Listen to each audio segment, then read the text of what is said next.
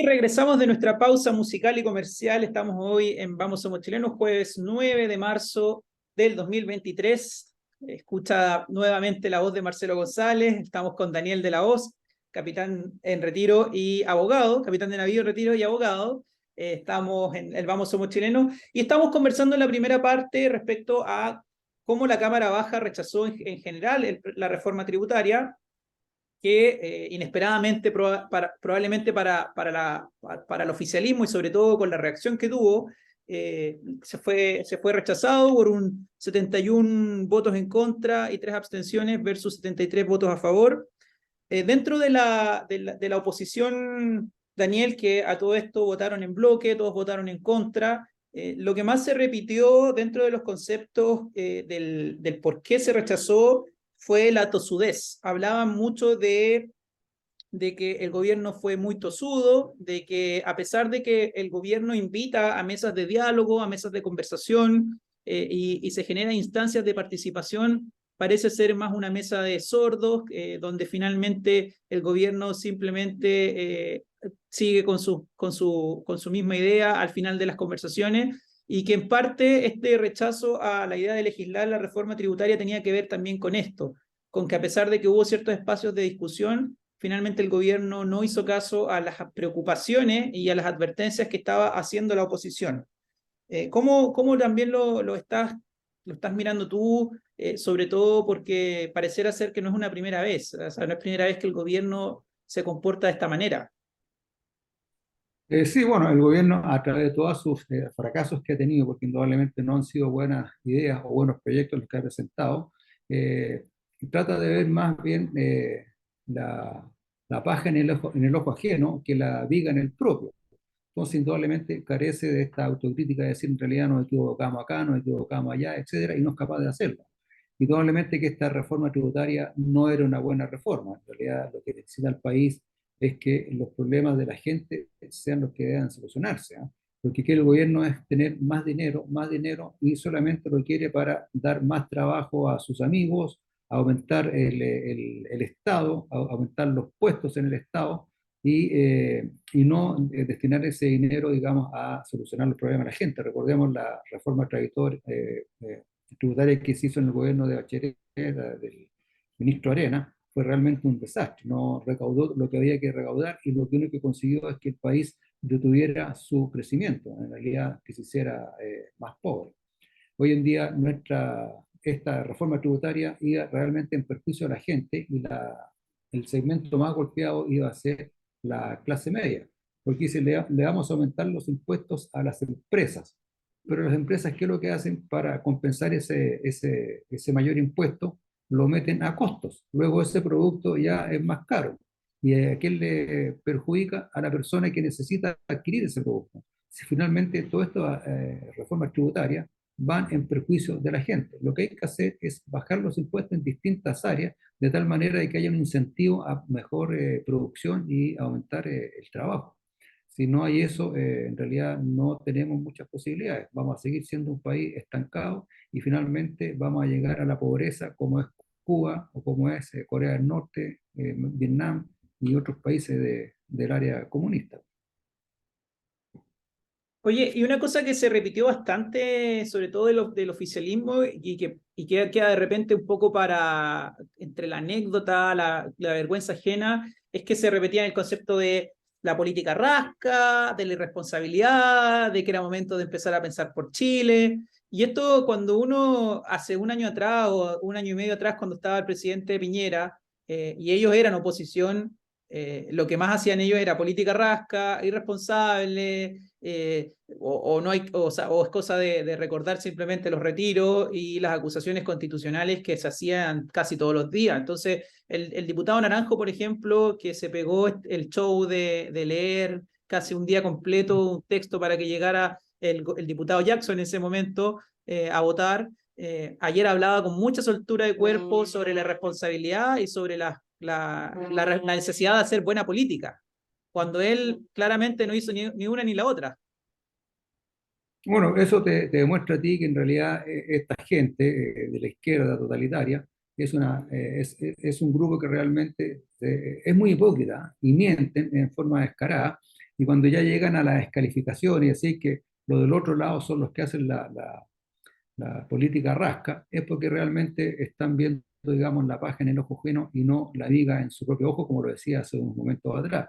Yo creo de que en realidad aquí esta política que buscan ellos, la política de los acuerdos, tampoco no hay ningún acuerdo, que se hace lo que ellos dicen y si no se hace es porque estamos contra la gente, etcétera, etcétera, etcétera. Y no, lo que busca proteger la derecha es que la calidad de vida, el bienestar de las personas vaya en aumento.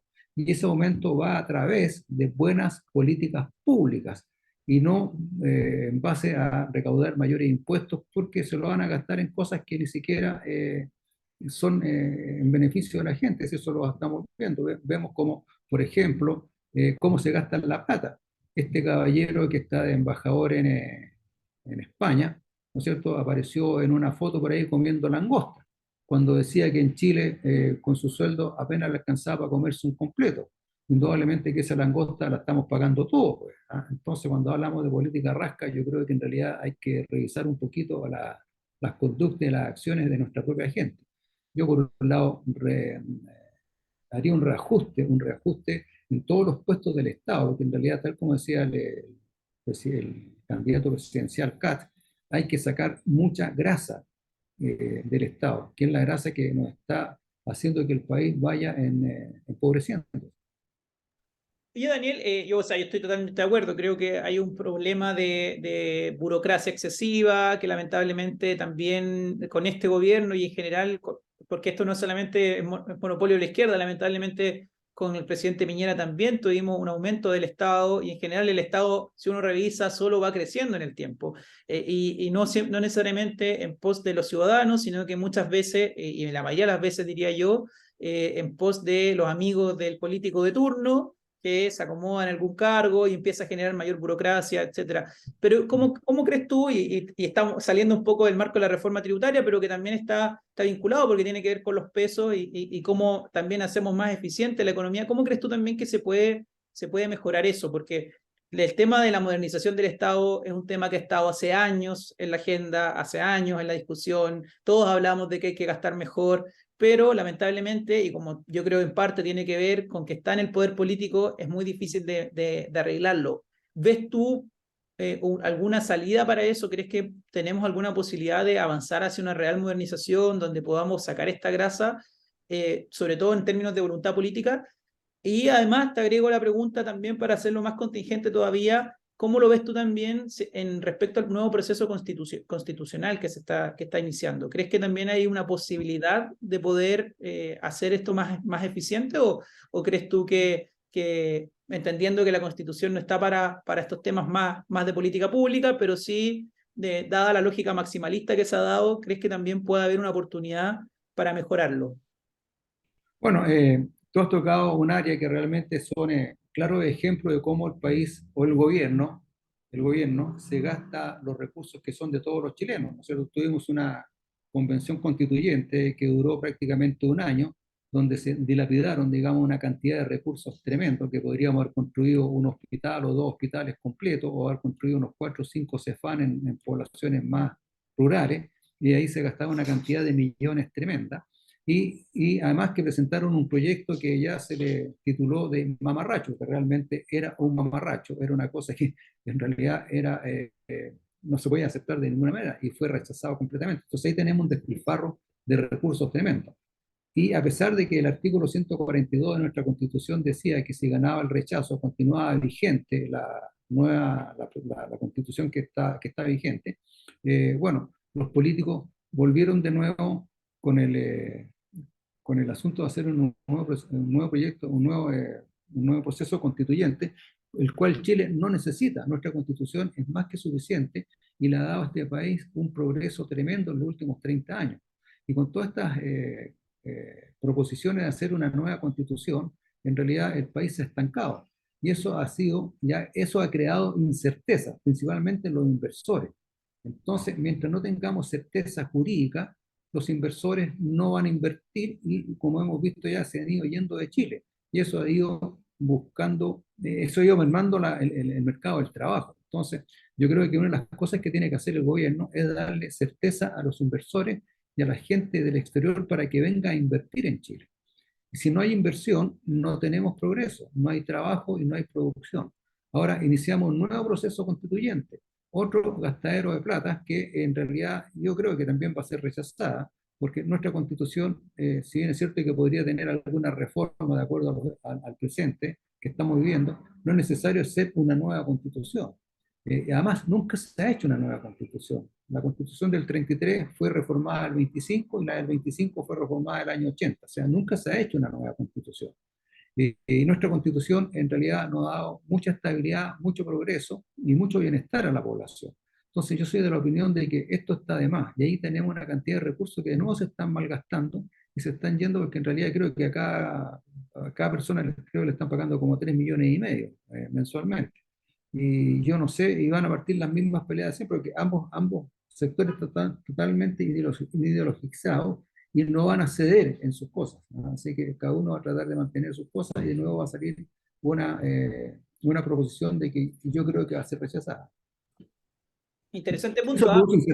Eso produce incertidumbre en los inversores porque no sabemos qué va a pasar. Claro, efectivamente. Y ahí en ese sentido, Daniel, porque o sea, hemos visto que al presidente este último tiempo y los resultados económicos lo muestran, le ha ido un poco mejor. De hecho, el presidente pasó, está en términos de la academia y de otras encuestas en su mejor momento de popularidad desde que es presidente, o por lo menos está muy cerca de eso. O sea, subió del 25, 26 que estaba a cerca de un 38. Y muchos dicen que tiene que ver no con él, no gracias a las acciones que está llevando su gobierno, sino más bien a cosas a lo que él era contrario, es decir, el triunfo del rechazo, que ha generado más certidumbre y ha generado más estabilidad. Un proceso, bueno, un proceso constituyente que a pesar de que parte y que, como dices tú, señala inestabilidad o genera cierta incertidumbre, cómo está normado y cómo se está llevando, también ha generado mayor certidumbre. Una disminución de esta lógica revolucionaria o casi reformista total del país a una lógica mucho más de cambios graduales. Una lógica de pasar en este mismo camino, de refundar Carabineros a reformar Carabineros, por ejemplo. Y esto, otras cosas más sumadas, han llevado a que Chile vuelva a ser un país un poco más serio en términos de vista al mundo y que genere mayor certidumbre. Parece ser entonces que el gobierno le conviene más seguir la lógica anti de lo que piensa él, mantenerse más en la inactividad y eso le genera más rédito. No sé si tú estás viendo algo parecido y cómo crees tú que entonces el gobierno debería tratarlo. O sea, porque probablemente también va a haber un cambio de gabinete, se dice que mañana probablemente va a haber un cambio de gabinete y cómo también ese cambio de gabinete crees tú que va a reflejar esto. Bueno, yo creo que indudablemente el cambio de gabinete tiene que ir, ¿ah? Y tiene que ir y colocar personas que realmente tengan las competencias para desempeñarse en el cargo y no guiarse por la amistad que pueda tener con ciertas personas. Y aquí de nuevo volvemos a tocar el asunto de la paridad. O sea, aquí los ministros que se nombren o los que estén en el gobierno deben ser los ministros más capaces, sean estos mujeres o sean hombres. En realidad hay que mirar a los más capaces. Y si los más capaces son puras mujeres, bienvenido. Y si los más capaces son puros hombres, bueno, también bienvenido. Pero hay que sacarse este asunto de la paridad, que tiene que haber igual número de mujeres e igual número de hombres en los ministerios. En los ministerios hay que poner gente que tenga las competencias. Y mientras no haya gente de esa calidad, indudablemente que no va a haber confianza en lo que está pasando, porque tenemos que haber mucha gente que está muy ideologizada, como yo digo, respecto del Partido Comunista o la izquierda totalitaria. Y esa gente no sale de esa trinchera, se mantiene en esa trinchera a pesar de que uno le está diciendo que están sumamente equivocados, ellos siguen manteniéndose en esa posición. Entonces, esas son unas cosas que hay que cambiar. Hay que colocar gente que tenga competencia, que tenga criterio, que tenga uso racional del empleo de los medios y que dé confianza inicialmente a los inversores. Si eso es lo que los inversores, no estamos hablando de los grandes inversores, porque también una persona que quiere instalar un pequeño negocio en su barrio, también tiene que tener certeza de que no le van a exigir mayores impuestos, no lo van a asaltar, no lo van a robar en la noche, etcétera, etcétera. Entonces, todas esas cosas son las que tienen que ir dando confianza para que el país parta de nuevo produciendo desde la muy pequeña empresa hasta las grandes empresas. Entonces, eso va de mano de colocar gente que tenga realmente competencia, porque yo de repente escucho a algunos ministros o ministras y veo que hablan, no dicen nada en el fondo, es solamente ideología y demagogia barata. Exactamente, bueno, y en Valparaíso lo estamos viendo, ¿ah? Ayer, o sea, de hecho hoy el titular del diario muestra cómo Tania Madariaga, que fue una constituyente, que realmente fue muy poco aporte, para no decir cero aporte en la convención, que trabajó antes en la municipalidad y que de hecho fue muy criticada porque no solamente hizo un mal trabajo en términos de que fue deficiente la cantidad de proyectos que terminó ganando para la comuna, sino que además también hubo proyectos que estuvieron mal hechos y que quedaron fuera de concurso por la mala calidad. Hoy la asignan o la señalan como la nueva directora del Departamento de Género y de materias respecto a mujer.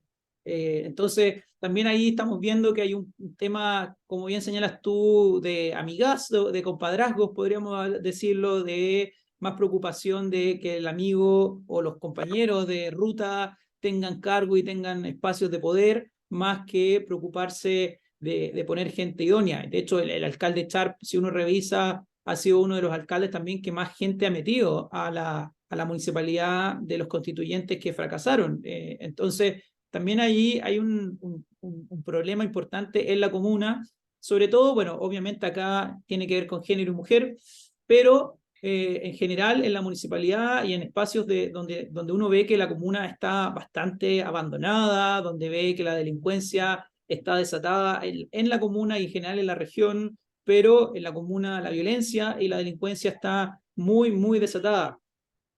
No sé qué te parece, o sea, esta noticia de que Tania Madariaga esté asumiendo nuevos cargos, cuando el desempeño claramente es malo, sobre todo, además, en recursos que se podrían ocupar mucho mejor. Bueno, como tú puedes apreciar, pues, estimado Marcelo, nuestro presidente en su campaña dijo que en su gobierno se acababan los pitutos, se acababan las amistades, se acababa todo este tipo de nepotismo, pero en realidad es lo que no está pasando, sino que está pasando todo lo contrario. Y como te decía anteriormente, se colocan a personas que les están favoreciendo para darle trabajo, pero sin tener las competencias. Entonces, estamos mal, pues. En realidad, bueno, la comuna de Valparaíso, siendo una comuna en sus construcciones bastante bonita, con buena arquitectura, pero está totalmente sucia, rayada, la basura, los comerciantes ambulantes, en realidad no dan ganas de ir a Valparaíso. ¿Ah? Yo creo que en realidad el alcalde Char no está haciendo una buena función. Bueno, esperemos a ver qué va a pasar para las próximas elecciones. Y en ese sentido, bueno, lo hemos conversado igual, Daniela, y nos quedan algunos minutos todavía, pero el problema que señalas tú respecto al tema del comercio informal o comercio ambulante, que como, o sea, que es cosa de darse una vuelta por Valparaíso y darse cuenta que hay un problema grave. O sea, todas las calles principales, las arterias de Valparaíso hoy están saturadas de comercio informal. Eh, las elecciones ya se empiezan a ver nombres, de hecho también el Mercurio del Paraíso hoy habla sobre la posibilidad de candidatos, y uno conoce también de distintas partes opciones, pero ¿cómo ves tú también este desafío de sacar al mercado informal? Porque sin duda hoy son mafias en muchos casos y la cantidad de gente que hoy se está sosteniendo en Valparaíso gracias al mercado informal, yo me imagino por la cantidad de gente que uno ve en las calles, no es menor. Entonces, es un desafío importante. No sé cómo lo estás, también lo aprecias tú. O sea, ¿cómo podemos resolver un problema que lamentablemente el alcalde actualmente lo ha profundizado quizás a alcances que la comuna nunca había visto? Bueno, es más o menos lo mismo que pasa aquí en Viña del Mar. ¿Ah? La calle Valparaíso también está repleta de ambulantes. La Plaza O'Higgins, aquí entre 13 y 14 Norte, también está llena de comercio informal.